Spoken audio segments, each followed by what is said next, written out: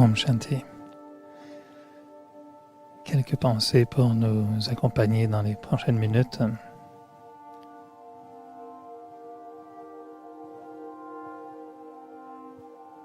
Quand on prend le temps d'être en silence,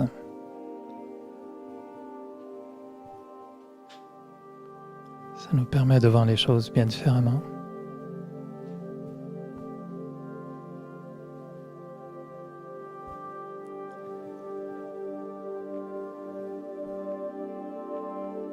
Quand on quitte le tourbillon des événements du jour, de toutes les activités,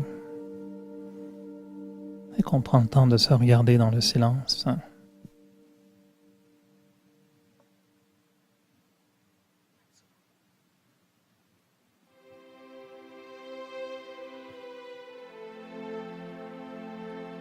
on prend soin de se sentir bien avec soi-même.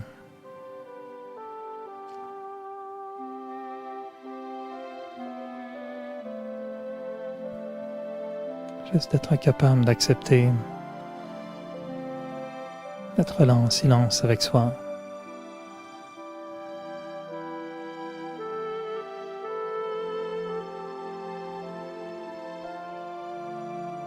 De ressentir le flot des pensées. Les pensées qui ralentissent.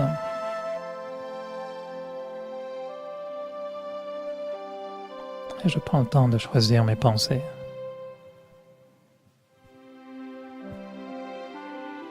Je sélectionne mes pensées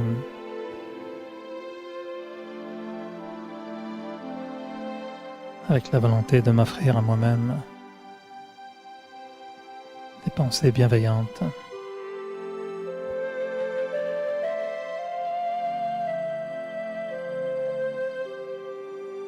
Des pensées pures,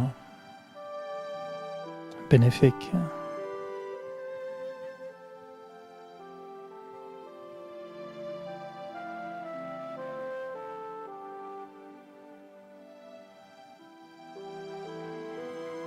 Être capable d'affirmer tout ce qui est bon en moi.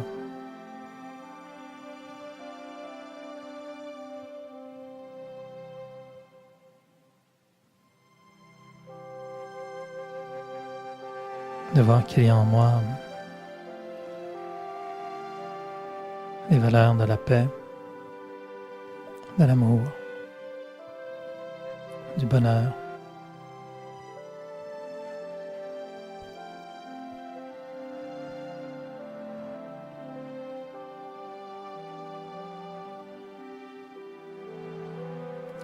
Et je vois que mes pensées peuvent augmenter l'expérience de la paix, de l'amour et du bonheur.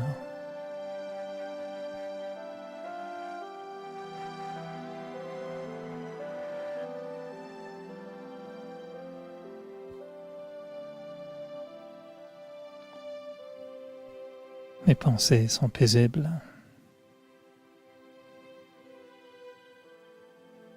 Mon esprit est paisible.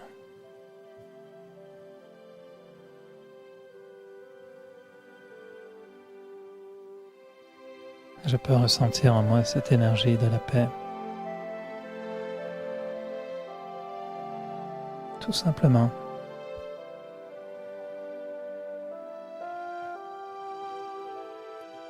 La paix, le silence.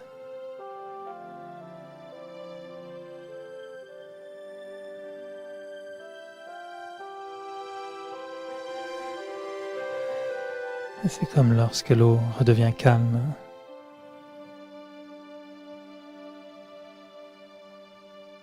Tout ce qui est agitation retombe au fond de l'eau.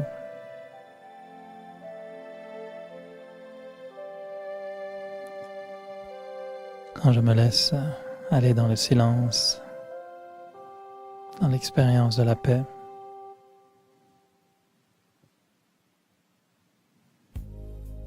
j'arrive à ressentir ce bien-être.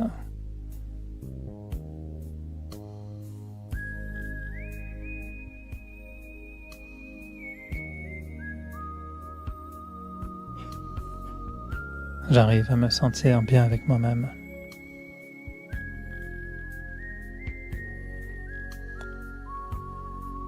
Je laisse aller.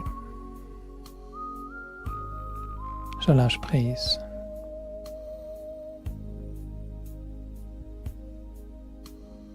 Le passé est dans le passé.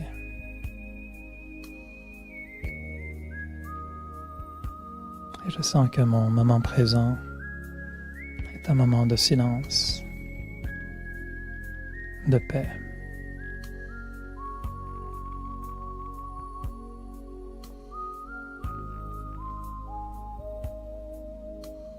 Comme si je donnais à mon esprit le temps de se reposer.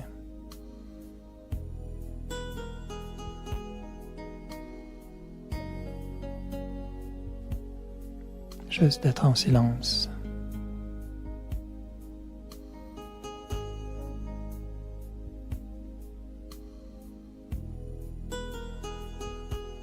De ressentir l'esprit paisible.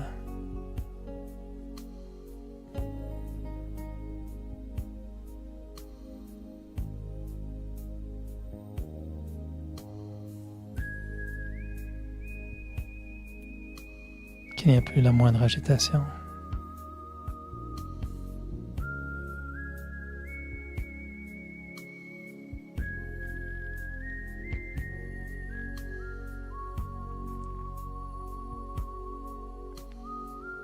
J'accepte.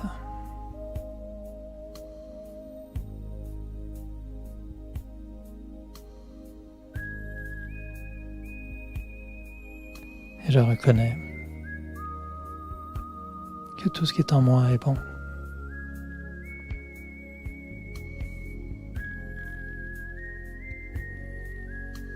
Et que lorsque je suis dans cette expérience de paix,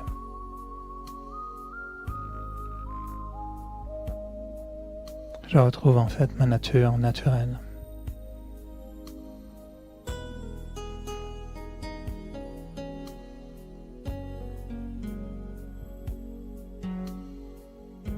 Que cette paix est mon état originel.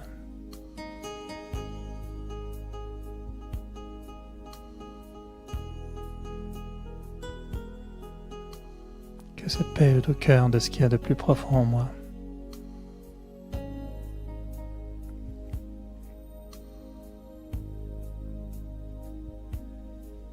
Et que dans le tourbillon du quotidien, je l'avais oublié.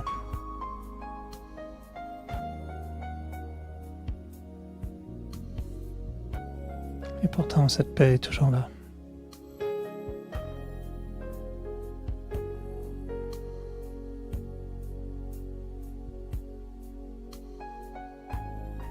La paix, le silence.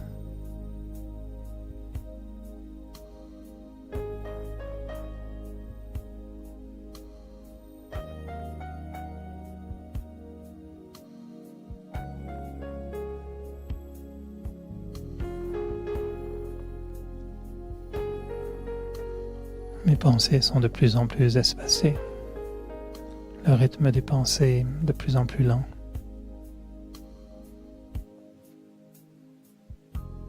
Je respire le silence. Je propage la paix.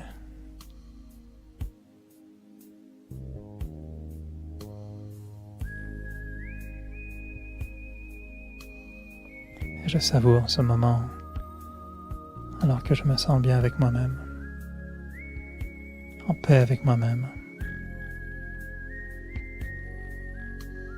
capable d'offrir de la paix au monde.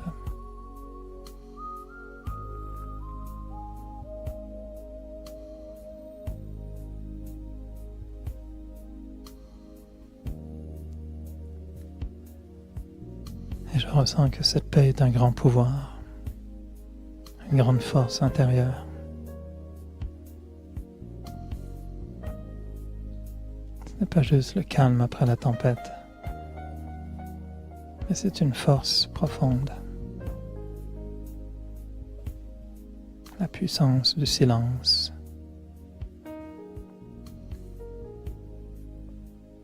La paix profonde. Véritable.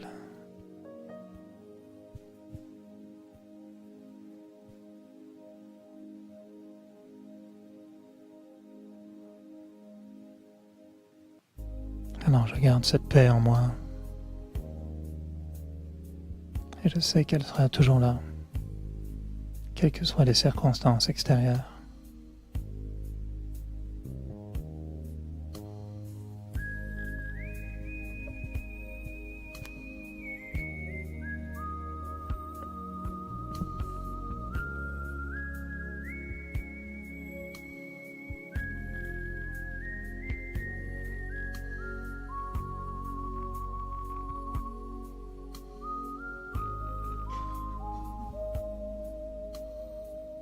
Alors l'année se termine et on voulait parler de gratitude en fin d'année. Des fois c'est bien de faire un peu le bilan de l'année, quand on quitte quelqu'un, de quitter en bons termes. Alors est-ce qu'on quitte en bons termes 2017 Est-ce qu'on est un peu en conflit avec 2017 puis on dit bon débarras, fini, bye bye, espérons que quelqu'un d'autre va venir en 2018 bien différent. On a souvent des grandes résolutions le 31 et on sait que c'est pas toujours facile de maintenir nos résolutions. La beauté de ce qu'on fait en fait en méditation, ce que j'aime beaucoup, ces moments qu'on se donne de silence, de tranquillité, juste d'arrêter physiquement déjà et d'être dans un état de stillness, de tranquillité, de calme. Ça donne juste un réalignement des fois à ce qu'on est intérieurement. On se rend compte que toute la machine intérieure, elle est toujours en mouvement. Et de pouvoir l'arrêter juste quelques instants. On se rend compte que... Ça va, vous êtes confortable derrière? Oui, sûr. Si vous voulez vous mettre plus devant, bienvenue, pas de problème. Comme chez vous, c'est un salon ici. Il y en a qui se cachent derrière, je vois pas les yeux. Hein. Vous pouvez bouger un peu, comme ça on peut se voir avec les yeux. Ok. Bon, ça. Alors, le sentiment qu'on a souvent, c'est que de prendre conscience que la première agitation qu'on ressent, c'est toujours au niveau des pensées. Et que la pensée est vraiment cette espèce de petite aiguille qui réagit en premier, quoi qu'il se passe. On peut être dans des situations stressantes, mais sans stresser. Et on peut être dans des situations non stressantes et stressées. Non? Et la seule différence, c'est qu'est-ce que fait l'esprit devant ce qui se passe. Et quand on est en silence, quand on est en méditation, déjà on est en train de gérer le courant des pensées qui vient du passé, qui vient de ce qu'on vient de vivre, de tout ce qui est l'élan un peu de l'esprit. L'esprit est toujours dans un élan. Puis quand on l'arrête, il ne s'arrête pas tout seul. Ça prend du temps à le calmer, puis à arriver à créer des pensées tellement simples en fait. La pensée pure, la pensée positive est une pensée très très très simple, mais qui est très bénéfique, qui est vraiment très très très bénéfique. Mais on se rend compte que notre première forme d'agitation, c'est la pensée. Quelqu'un qui doit venir, qui est en retard, on peut ne rien penser, ou on peut commencer à penser. Pourquoi il est en retard? Je lui avais dit d'être à l'heure, puis il est toujours en retard. C'est la pensée qui part toute seule. C'est cette pensée-là qui va définir si je me sens bien avec le moment présent ou pas. C'est pas le retard de la personne. Ça, on le sait, c'est ce qu'on nous dit tout le temps dans la philosophie, la spiritualité. Mais de pratiquer à garder l'esprit comme on souhaite qu'il soit, c'est ça qu'on appelle la méditation. Et méditer, c'est de retrouver un bien-être avec son esprit, d'avoir le plaisir. C'est comme un danseur. On ne peut pas tous être des grands danseurs, mais on peut tous bouger. Et tous trouver un plaisir à bouger. J'ai vu un reportage récemment sur des cours de danse spécialement conçus pour personnes très âgées. Et c'est des gens qui ont des problèmes de mobilité, qui peuvent atteindre même de Parkinson ou de maladies, mais de trouver des façons de les faire bouger. Et à regarder comme ça, peut-être qu'on pourrait trouver que c'est un peu moins gracieux que Casse-Noisette des grands ballets canadiens. Mais intérieurement, je pense que les gens se sentent peut-être aussi bien qu'un Peut-être qu'un grand danseur est même pas satisfait encore de ce qu'il fait, puis il va terminer son casse-noisette en disant « Ah, c'était pas bien, j'ai pas bien dansé ce soir », sans être satisfait de ce qu'il a fait, alors que de l'extérieur, on le regarde, on se dit « Waouh, si je pouvais danser aussi bien que lui, tant mieux ». Et de l'autre côté, on voit une personne qui a des problèmes de mobilité, puis qui danse un peu comme un crabe qui s'amuse avec des petits coquillages. Peut-être moins gracieux que le casse-noisette, mais la personne elle-même peut se sentir extrêmement libérée dans le mouvement. Alors la pensée et la méditation, c'est un peu la même chose. C'est d'être capable des fois de juste apprécier, de faire bouger son esprit paisiblement, lentement. C'est pas des grandes pensées philosophiques qui vont révolutionner le monde, mais c'est des pensées qui vont complètement calmer le cœur, les émotions, la conscience. Et quand on arrive à voir nos pensées prendre naissance dans le silence, et qu'on ressent que nos pensées sont bonnes, sont belles, et qu'elles nous font du bien, je pense que c'est ça qu'on définit en fait comme la méditation. Et ensuite, ça reste avec nous. C'est ça qui est joli, c'est que ça reste comme une impression. Si on va voir un spectacle et qu'on aime le spectacle, on en parle encore pendant 2 jours. Puis même des fois, 5 ans plus tard, on se souvient, il y avait un spectacle qu'on avait aimé. Et les méditations, ce sont des spectacles de l'esprit aussi, on peut le voir comme ça.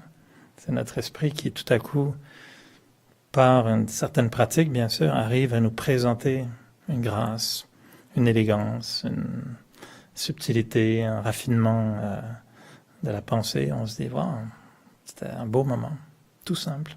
Ce sont des beaux moments. Si on les cultive régulièrement, c'est comme les repas. On ne peut pas faire de chaque repas un festin, mais régulièrement, on s'applique à ce qu'au moins... Des fois, c'est tout simple à manger, et d'avoir une belle assiette, puis de mettre ce qu'on a cuisiné, très simplement, de prendre le temps d'apprécier ce qu'on mange. Puis on se rend compte que ça n'a pas besoin de venir d'un grand chef cuisinier, juste un plat simple, bien préparé, qu'on peut apprécier. Alors méditer, c'est là le cœur de la gratitude. La gratitude va commencer avec des pensées très spécifiques. De réorienter la gratitude, c'est en fait une lecture du quotidien avec les lunettes de la gratitude. Parce qu'on peut vivre un moment sans en apprécier vraiment tout le sens. Puis on peut revisiter le moment quelques temps plus tard et se dire, finalement, on peut avoir la gratitude, même face à des choses négatives. Il y a beaucoup de gens qui ont vécu des maladies graves ou des événements traumatisants dans leur vie, qui ensuite se sont dit, ok, c'était pas agréable, je ne le souhaite à personne, mais grâce à ça et à cause de ça, je suis ce que je suis aujourd'hui. Alors, c'est pas du masochisme spirituel, c'est vraiment de la relecture de certains événements avec cette lunette de la gratitude. Ce qu'on voit, ce que je ressens moi beaucoup dans ma pratique spirituelle, c'est que la gratitude vient beaucoup face à une façon de se recentrer soi-même. Et il y a une gratitude par rapport à ce qu'on a, ce qu'on fait et ce qu'on est. Il y a comme ces 3 dimensions sont très différentes. Ressentir tout ce qu'on a, tout ce qu'on reçoit, tout ce qui nous est donné. On a la santé ou on ne l'a pas, on a des biens matériels, on a des amis, on a un travail, on a un toit, on a de la nourriture. On possède à différents niveaux énormément de choses, de sentiments, de relations. Le fait d'avoir, de posséder. Il y a ce qu'on fait, qui est vraiment un accomplissement, une aptitude à agir, à se comporter, à réagir. Et il y a la notion d'être, qu'est-ce qu'on est. Et souvent, on voit facilement ce qu'on a, on oublie ce qu'on fait, puis on n'est pas du tout conscient de ce qu'on est. Donc on est juste dans certaines accumulations extérieures, on a du temps, on n'a pas de temps, on a mal au ventre, on n'a pas mal au ventre, on a une voiture, on n'a pas de voiture, on a un rendez-vous, on n'a pas de rendez-vous. Et ensuite, ça c'est facile, c'est toujours omniprésent ce qu'on a. Ce qu'on fait, on est dur avec soi-même des fois, on voit pas très bien ce qu'on fait, on se juge. C'est difficile de se juger sur ce qu'on fait. Est-ce qu'on a bien fait? Est-ce qu'on aurait pu mieux faire? Est-ce qu'on a mal fait? Comment est-ce qu'on analyse ce qu'on fait? Et alors après, ce qu'on est, ben là, on va voir les psys puis on leur demande qui suis-je, c'est quoi moi, qu'est-ce qui se passe en moi? On cherche constamment à savoir ce qu'on est, qui on est. On a du mal à mettre le doigt sur ce qu'on est ou qui on est, de le ressentir profondément. Alors la gratitude, pour moi, c'est vraiment une notion de reconnaissance, dans le double sens du terme, de reconnaître, mais de reconnaissance, gratitude envers ce qu'on a, ce qu'on fait et ce qu'on est. Et plus on va aller dans la reconnaissance de ce qu'on est, et plus on en donne la priorité, le sens prioritaire que la reconnaissance, la gratitude, reconnaître qui je suis, va me permettre d'avoir plus d'indulgence par rapport à ce que je fais, puis par rapport à ce que j'ai. Mais souvent, quand on oublie un peu ce qu'on est, ben, on a une façon de mesurer ce qu'on a et une appréciation de ce qu'on fait qui est très différente. Et c'est là où on a des jugements un peu biaisés. On en veut plus, ou on veut autre chose, on n'apprécie pas ce qu'on a, on a un jugement difficile avec ce qu'on fait, parce qu'on n'a pas vraiment reconnu, on n'a pas la reconnaissance de ce qu'on est. Et c'est là où dans la spiritualité, on redéfinit l'être très différemment, et c'est là que ça devient très joli de juste se dire qu'on est une âme. Dans la philosophie de Raja Yoga, c'est là la grande définition de se dire je suis non pas Canadien, Français, grand, petit, jeune, vieux, mais je suis une âme au départ, et ensuite j'ai un corps. Et de redéfinir l'être de cette façon-là, de voir l'âme, et ensuite d'apprécier l'âme. Et pour moi, donc, ces trois dimensions de la reconnaissance sont vraiment intéressantes. Dans la spiritualité, ce qu'on cherche, c'est à améliorer l'être. Et ensuite, si on améliore l'être, ben, ce qu'on fait s'améliore, parce qu'on l'apprécie davantage. Et transformer l'être, c'est un grand projet, un grand projet de vie. Être différent, être mieux, améliorer ce qu'on est. Et la fin de l'année, ben, c'est là où on a des grandes décisions. Des fois, on prend des résolutions. On espère qu'il y aura un changement. On souhaite aux gens une année meilleure, une année nouvelle. On ne dit pas bonne vieille année, non? Je te souhaite une bonne vieille année. Je te souhaite une bonne nouvelle année.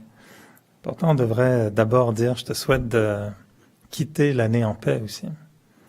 Et la façon dont on quitte une année est aussi importante que la façon dont on approche la nouvelle année. Je pense que les transitions sont toujours intéressantes. Dans la capacité à transformer l'être, si on veut faire des résolutions pour la nouvelle année, pour moi, dans la capacité à transformer l'être, il y a trois moteurs qui sont importants. Le moteur de la foi, le moteur de la détermination et le moteur du courage. Et tout acte de changement va impliquer quelque part une foi, une détermination et du courage. Et souvent, ce qui fait qu'on n'arrive pas à suivre nos résolutions, c'est qu'elles sont une bonne idée, logique, mais qu'on ne va pas aller ancrer dans la foi et on va vite se décourager. Fait que si c'est juste une bonne idée, qui est une détermination spontanée, qu'en 2018, je fais ça, c'est une bonne idée, il y a une détermination, mais comment est-ce qu'on va ancrer cette détermination, dans quelle foi? Et j'utilise le mot foi dans le sens vraiment un schème de pensée ou une croyance, un espoir, une vision. La foi est très multiple dans sa forme. Donc la foi, c'est un peu ce qui va me guider d'abord à croire que c'est possible. Si je prends une résolution, il faut espérer qu'on croit au départ qu'on est capable d'accomplir cette détermination. Mais cette foi, elle est pas articulée des fois. On a une foi qui n'est pas articulée. On ne sait pas c'est quoi les éléments de la foi que je veux utiliser. Alors, si par exemple on veut transformer le soi en étant, je sais pas, en n'ayant plus de préoccupations, on veut abandonner les inquiétudes. C'est une bonne idée, ça, 2018, sans inquiétude. Comment est-ce qu'on abandonnerait les inquiétudes? De plus s'en faire, de plus angoisser, de plus s'inquiéter de quoi que ce soit. C'est possible? Non? Ok. Et ça, c'est une option, non? Comment ne plus s'inquiéter? Il faut la foi sera laquelle? Quelle foi pourrait me permettre de ne pas m'inquiéter? Le lâcher prise, ouais. Mais la foi va être comme une croyance un petit peu. Dans le Raja Yoga, on propose par exemple une idée qui est que tout ce qui se passe est extrêmement précis. Ça s'appelle le drama, la pièce de théâtre. C'est généré par le karma et c'est mathématiquement parfait. Ok? Ouais, mais donc d'abord avoir la foi que tout ce qui se produit, il n'y a pas d'erreur. Est-ce qu'on a cette foi ou pas? C'est une croyance. Hein? Alors, c'est là où on dit dans la philosophie que est-ce que mes croyances me permettent d'être ce que je veux être? Et toute la mécanique du Raja Yoga, de la spiritualité, pour nous, est fondée sur je suis, non pas ce que je pense seulement, mais ce que je pense vient de ce que je crois. Et donc, mes croyances, ultimement, vont façonner ce que je suis. Si quelqu'un n'est pas assez bon, il ne croit pas assez en quelque chose de bon en lui.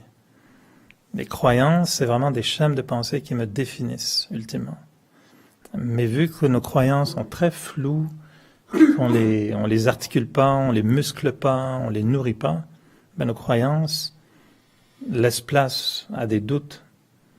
Et donc on se dit, oui, la pièce de théâtre, oui, le drama est parfait, mais je suis pas sûr. Puis finalement, je le trouve pas si parfait que ça. Donc on croit plus. Nous, on a cette expression, on dit, drama est parfait. Donc la pièce de théâtre, elle est parfaite. C'est très dur d'accepter ça. Non? S'il y a un tremblement de terre, on va se dire, c'est parfait. On veut pas le tremblement de terre. Mais s'il se produit, il y a une raison pour laquelle il se produit. Et tout ce qui se produit obéit à des lois naturelles qui sont parfaites. Qu'on les apprécie ou pas, qu'elles soient agréables ou pas, ça c'est autre chose. Mais elles obéissent à une loi qui est parfaite. Peut-être que si le chauffage tombe en panne tout à l'heure, on va pas aimer ça. Mais je peux me dire, il y a une raison, et il y a un problème, il y a une solution, mais il y a une raison. Je peux pas juste commencer à hurler, à donner des coups de pied dans le chauffage. Je peux, remarquer, faire ça. Ça risque pas de remettre le chauffage en route. La géologie connaît ça, les tremblements de terre. Mais on pourrait bien s'en passer. On pourrait s'en passer, mais ils arrivent. Ils arrivent, on n'a pas le choix. Ouais. Donc il y a des raisons pour lesquelles ça se produit. Mais on peut soit ne pas les accepter, ou on peut accepter que c'est la réalité. Qu'on l'aime ou qu'on l'aime pas, c'est la réalité. Alors, par rapport aux inquiétudes, on peut se dire, tout ce qui arrive pour le mieux. Ça serait une croyance. Ça, c'est certainement une croyance qui va m'aider à rester déterminé dans ma capacité à ne pas m'inquiéter. Tout ce qui se passe, il y a du bénéfice dans tout ce qui se passe. C'est une croyance. Alors, si on articule nos croyances, qu'on sait d'abord à quoi on croit, parce qu'on peut ne pas y croire. On peut dire, non, moi je refuse ça, c'est pas vrai. Tout ce qui se passe ne cache pas de bénéfice.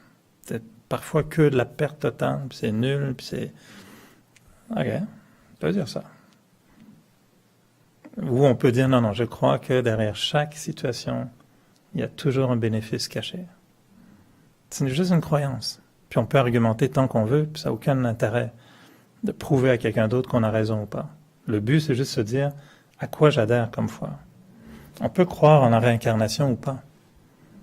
Personne n'a la preuve ni d'un côté ni comme de l'autre. Il y a plein de signes intéressants dans un sens comme dans l'autre.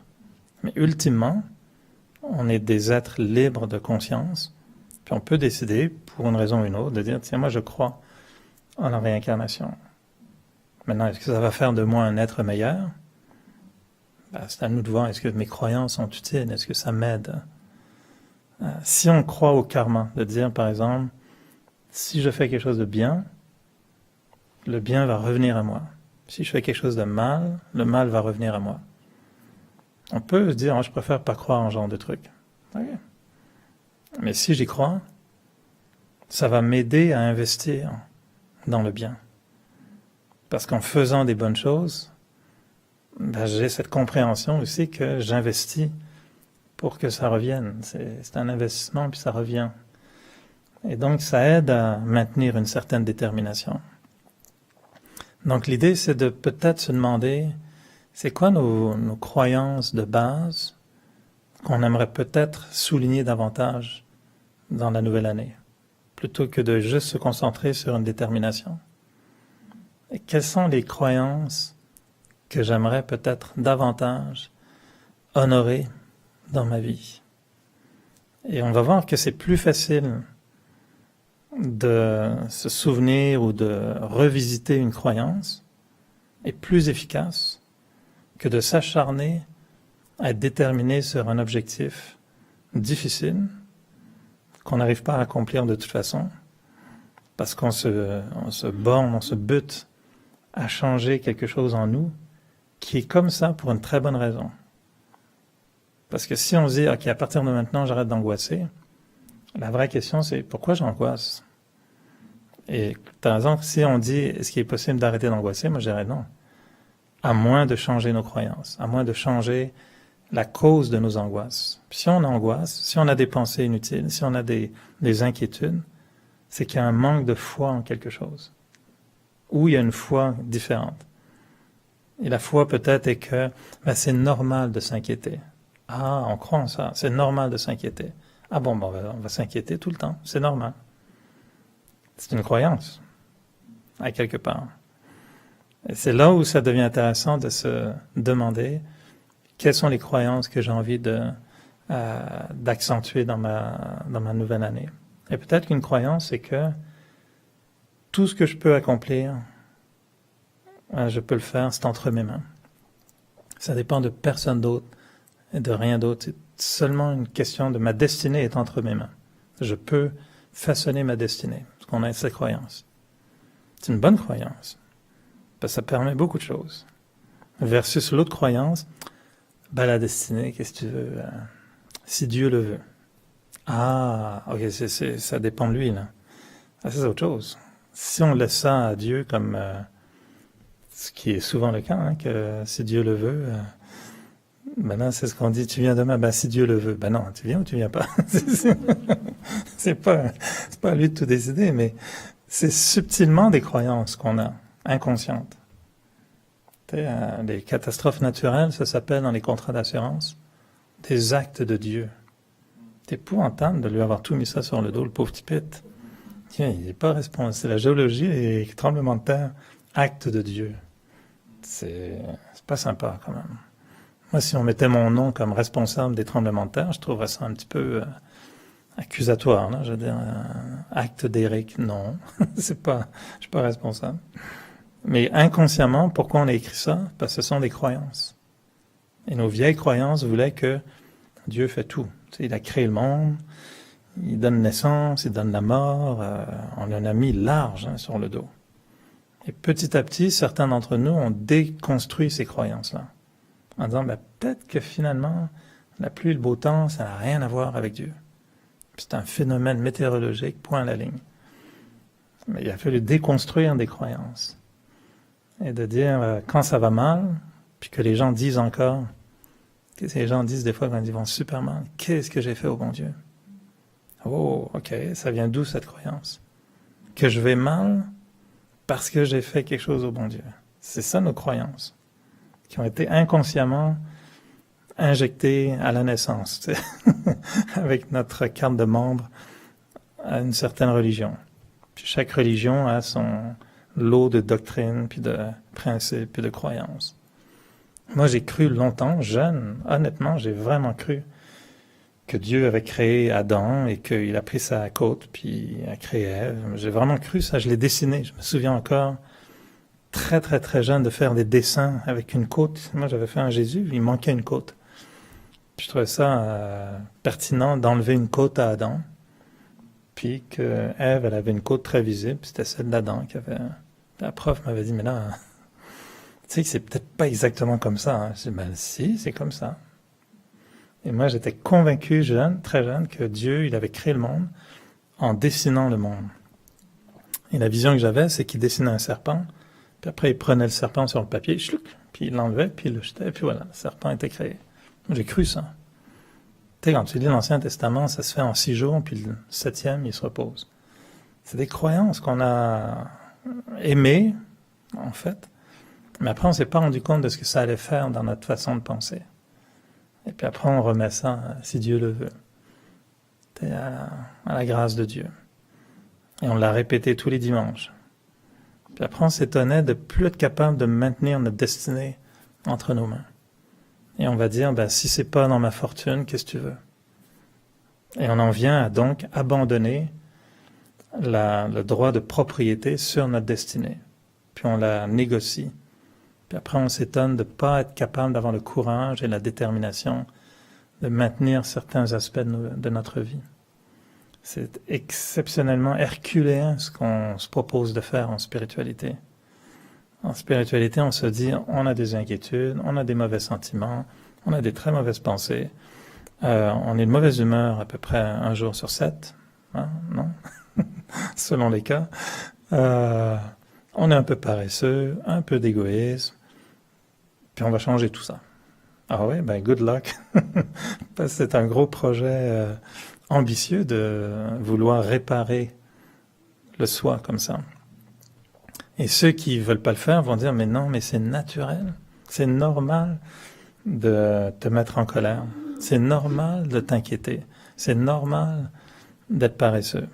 Et nous on dit, c'est vrai, c'est naturel, et ça correspond à un moment du cycle dans l'âme, c'est ce qu'on dit. On disait l'hiver, c'est normal qu'il fasse froid.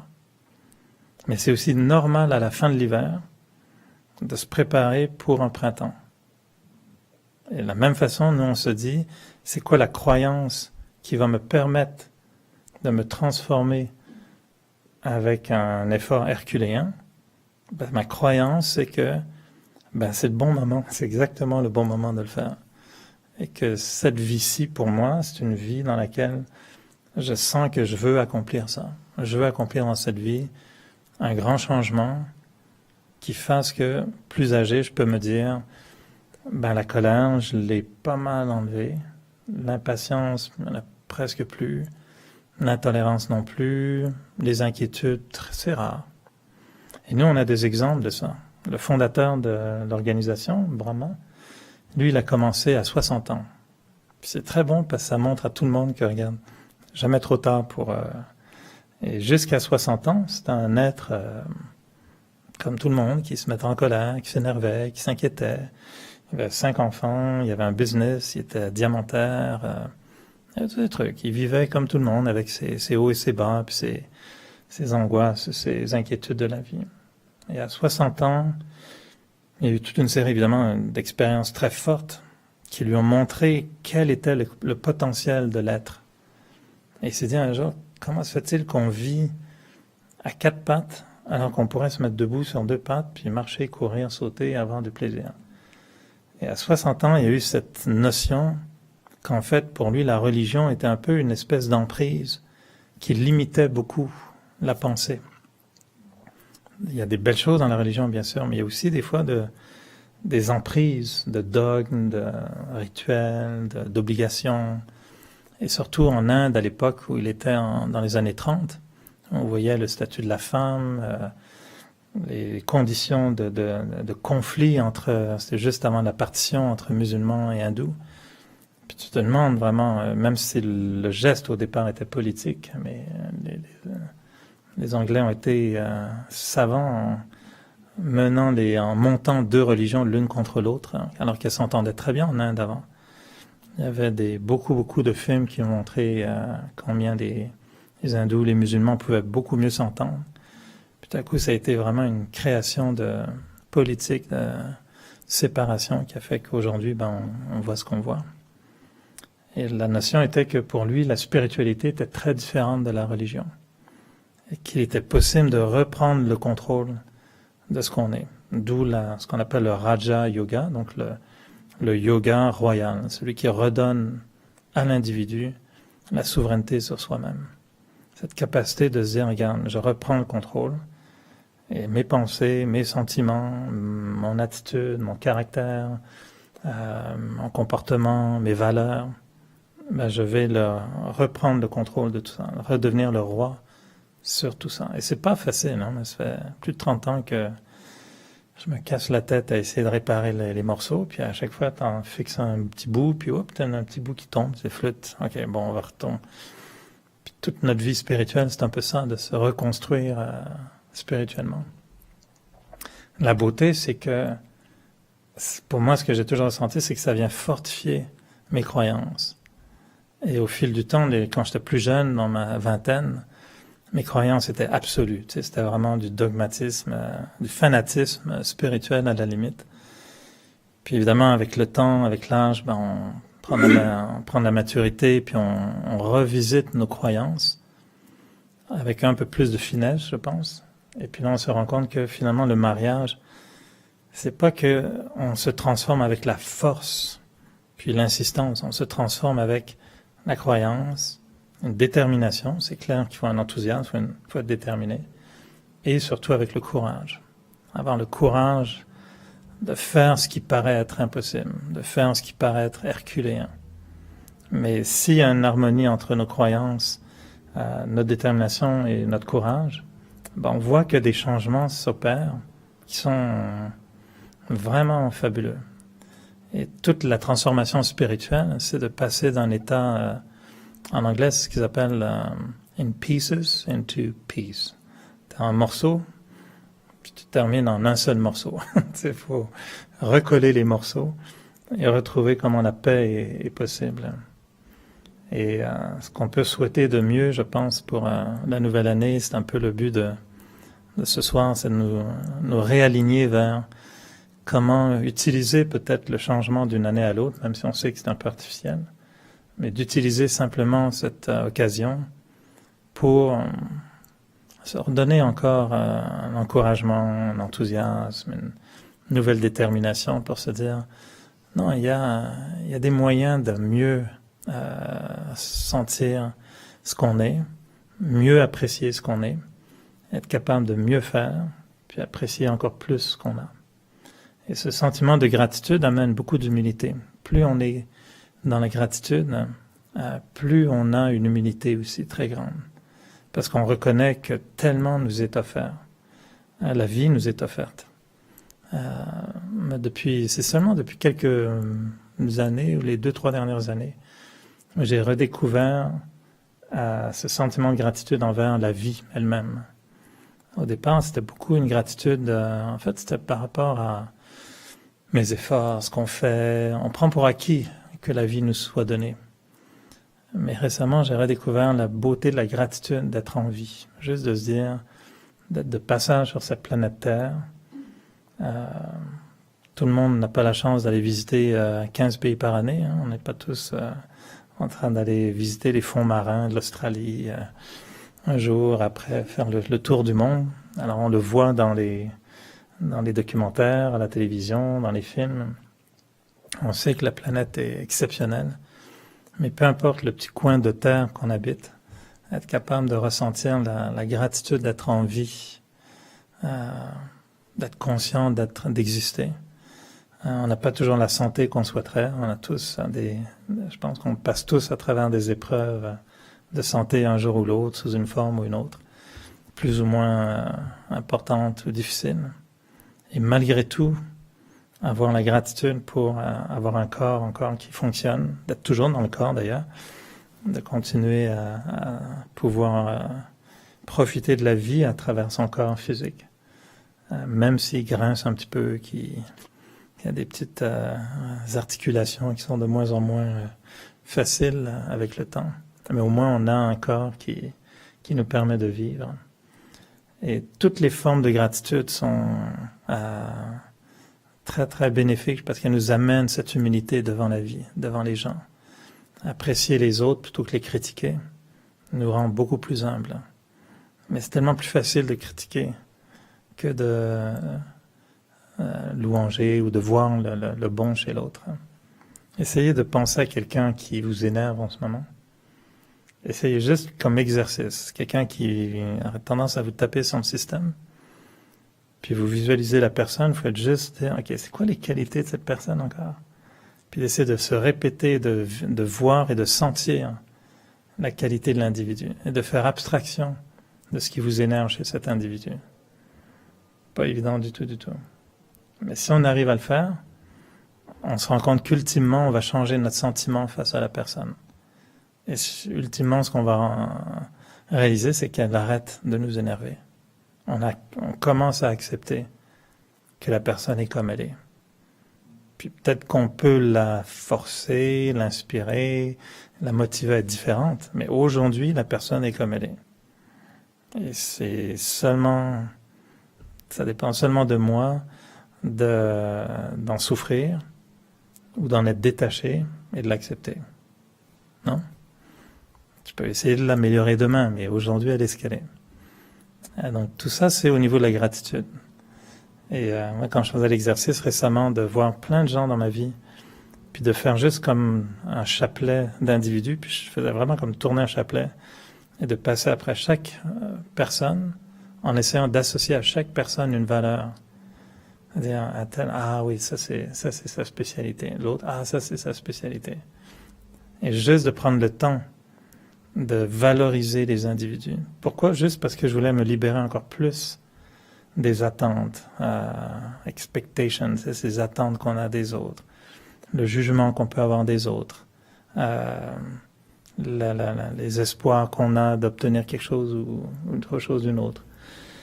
Le fait d'avoir de l'inimitié, on n'utilise pas souvent ce nom, mais c'est de l'inimitié, l'inverse de l'amitié. Ne pas sentir un sentiment positif envers quelqu'un, d'être neutre. Alors, des fois, je me disais, non, c'est bien d'avoir plus de bien-être envers les autres. Mais pour ça, je me rendais compte que c'est l'ego, notre propre ego, qui nous empêche de voir la qualité de l'autre. Alors, juste de faire un peu cette liste des qualités.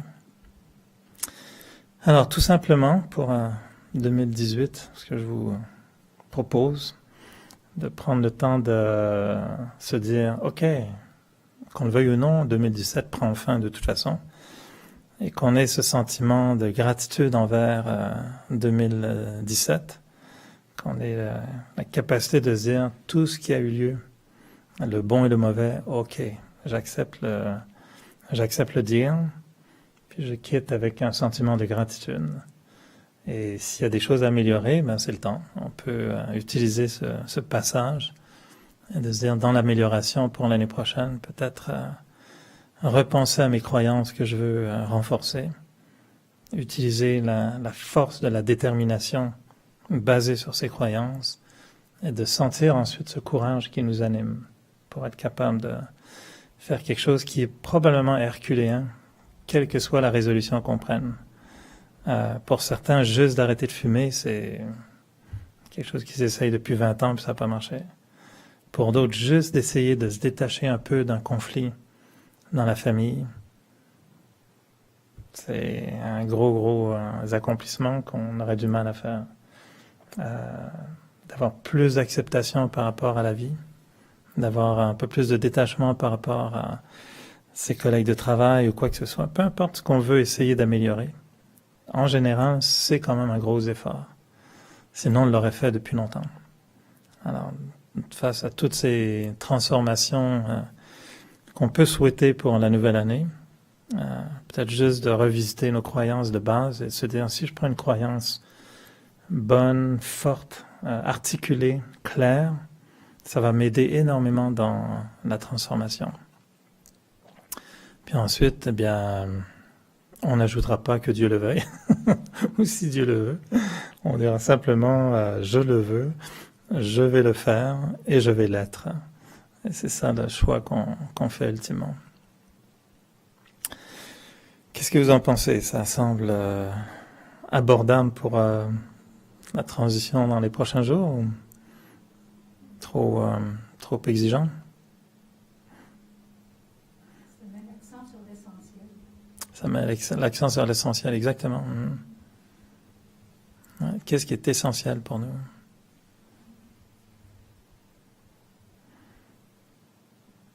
Vous avez des pensées de fin d'année? Vous voulez partager quelque chose? Comment vous quittez 2017? En bons termes? Un peu frustré? En négociation avec 2017? Vous allez vous plaindre au bureau des faits divers et variés.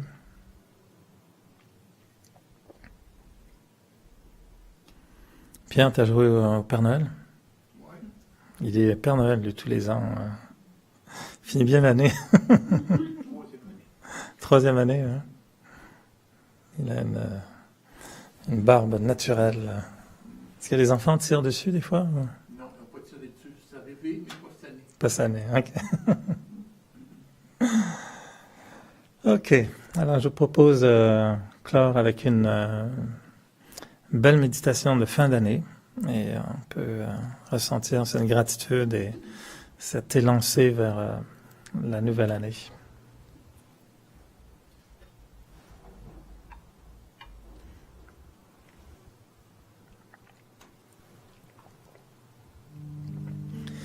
Alors, comme d'habitude, je propose quelques pensées, mais sentez-vous libre de les écouter ou pas. Et on dit souvent de la méditation, c'est ce qui se passe entre les paroles et les pensées. Donc quand je suggère une idée, chacun doit créer ses propres pensées. Et c'est ces pensées-là qui créent l'expérience ensuite. Donc si je dis je suis en paix, je ressens la paix, chacun peut ajouter sa petite épice par-dessus.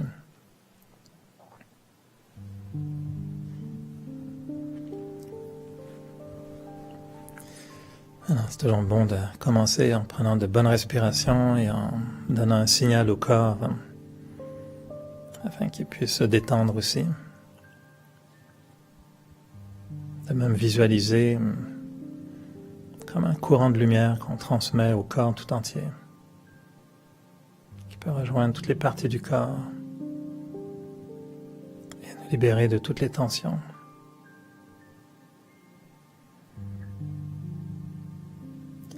On peut même garder les yeux ouverts pendant la méditation aussi pour être très présent, conscient,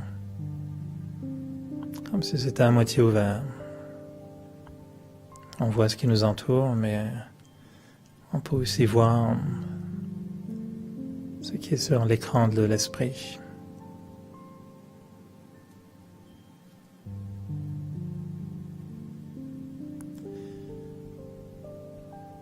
Et en prenant quelques instants pour réfléchir,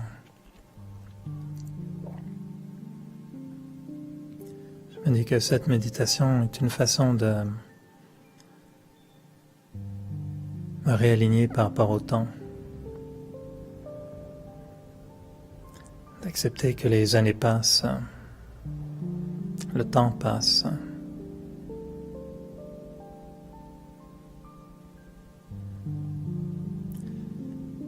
et qu'à travers le temps,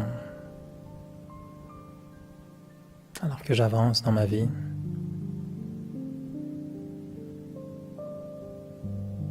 je cherche à ressentir toute la plénitude d'une vie bien remplie.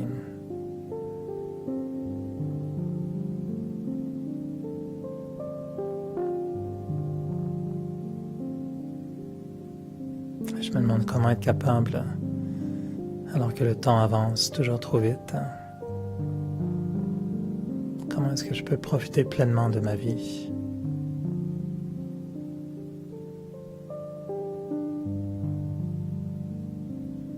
Comment est-ce que je peux vivre chaque moment de ma vie comme un moment qui me satisfait, qui me donne du contentement, du bien-être?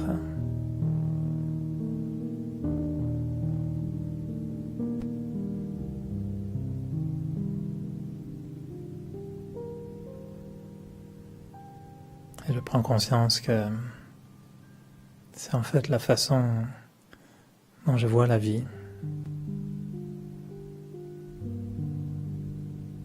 qui fait que je suis capable ou non de mieux faire face à ce qui se produit dans ma vie.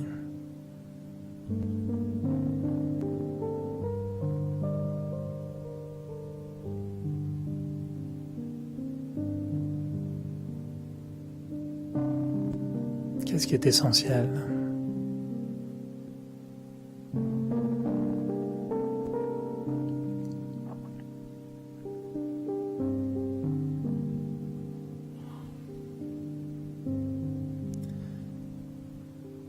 Alors, en ce moment de l'année, alors qu'on se prépare pour une nouvelle année, je prends le temps de reconnaître tout ce que j'ai vécu au cours des derniers mois.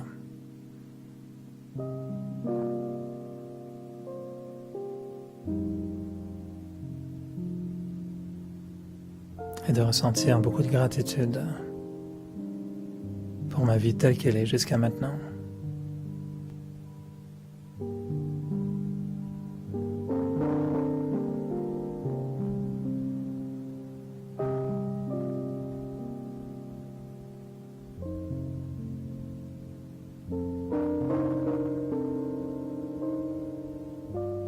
Peut-être prendre le temps aussi de revoir tous ces gens dans ma vie qui me sont très chers.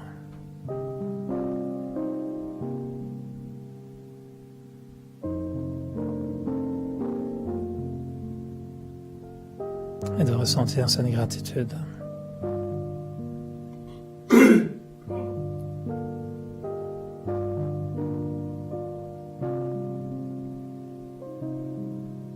De reconnaître ce que ces gens m'apportent dans ma vie.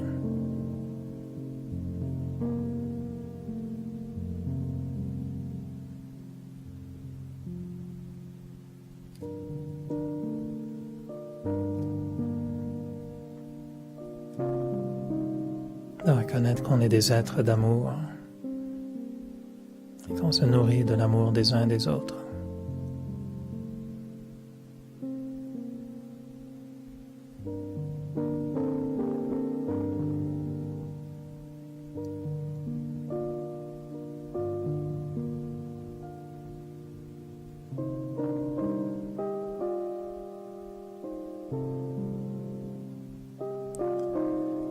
Et si je veux qu'il y ait des changements dans ma vie,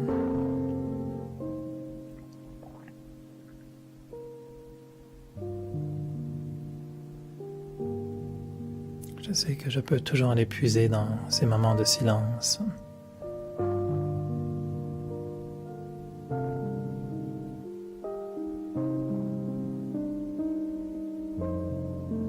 Afin de reconnaître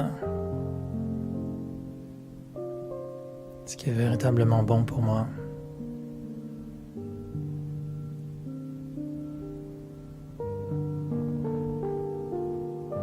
Quelles sont les pensées qui vont m'aider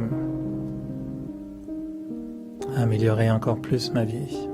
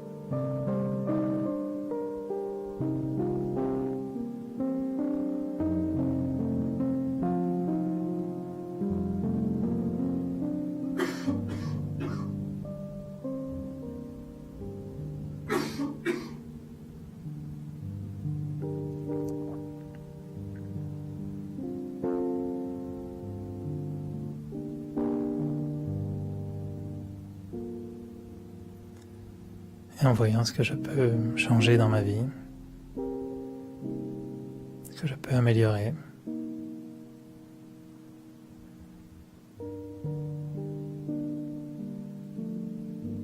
je ressens que véritablement, c'est comme si je cultivais le bonheur.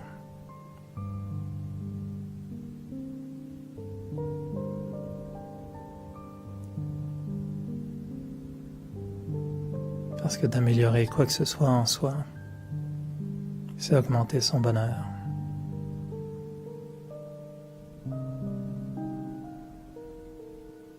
Et j'apprécie le fait que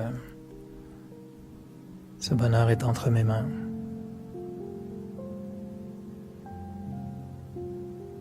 Et que je peux choisir de penser différemment, de voir les situations différemment.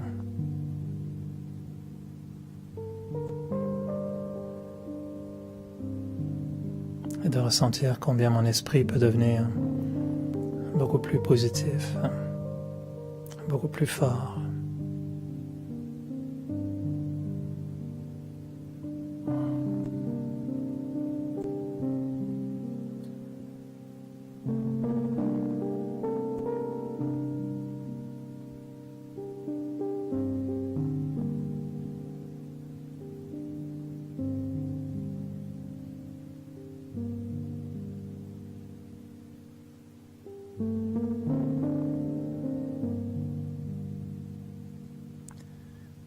Je laisse en moi des pensées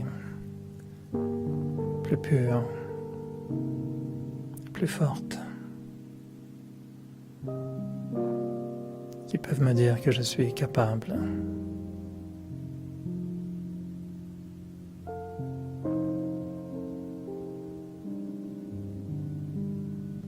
Et que ce qui est en moi a une très grande valeur.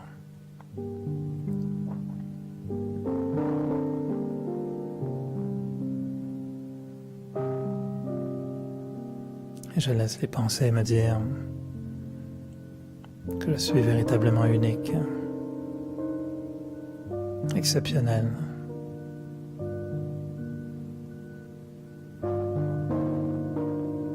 Et que je mérite ce qu'il y a de mieux dans la vie.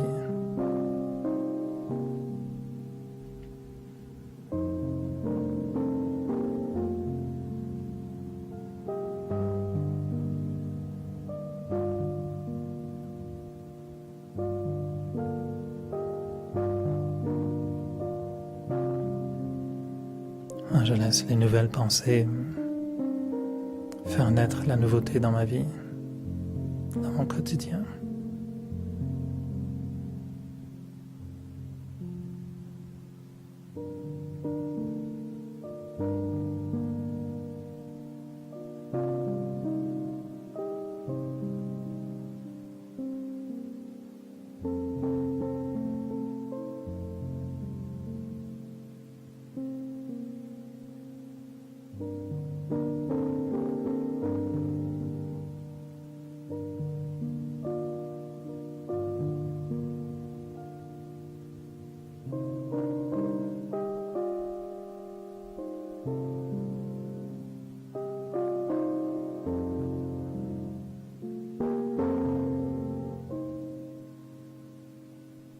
Alors, il me reste à vous souhaiter véritablement une bonne année, plein de belles nouvelles découvertes.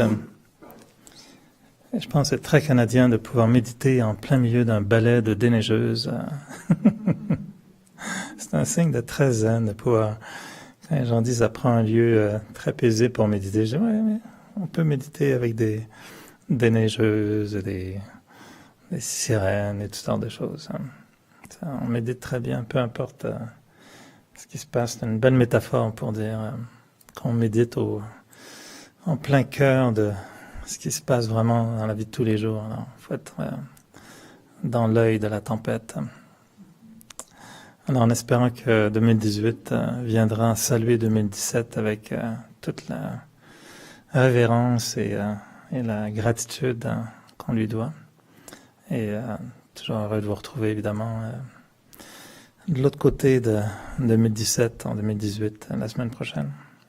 Et après, je pense que nous, on entame une année à l'émergence. On va tous les centres Brahma Kumaris au monde. Chaque année, on a des thèmes qui nous guident un petit peu pour les différentes conférences, les activités, les efforts qu'on va faire. Et le thème qui a été lancé cette année au cœur des Brahma Kumaris, c'est l'année de l'amour. Donc c'est très simple, ça fait plusieurs années qu'on n'avait pas repris ce thème-là, donc là on va repartir sur toutes les facettes. Et le mercredi prochain, c'est, je pense, les visages cachés de l'amour. Mais donc c'est une année qu'on veut consacrer à ressentir plus d'amour, à mieux comprendre l'amour aussi, mieux le donner, mieux le recevoir. Et je pense que c'est une valeur, parler de ce qui est essentiel, ça c'est probablement ce qui est à peu près le plus essentiel. Pour moi, c'est toujours trois qualités de base, là. C'est la paix, l'amour, le bonheur. C'est les trois forces dont on a tous besoin et qu'on recherche constamment. Et s'il nous en manque une des trois, on est en déséquilibre. Alors, on est toujours à la recherche, soit de la paix, soit de l'amour, soit du bonheur. Alors, cette année sera l'année de l'amour. En tout cas, souhaitons-le nous, et je vous le souhaite du fond du cœur. Alors, on se retrouve très très bientôt, et bien en espérant qu'on arrive à rester bien au chaud, malgré les températures quelque peu plus froides. Alors, bonne soirée, merci d'être là, et bonne année encore.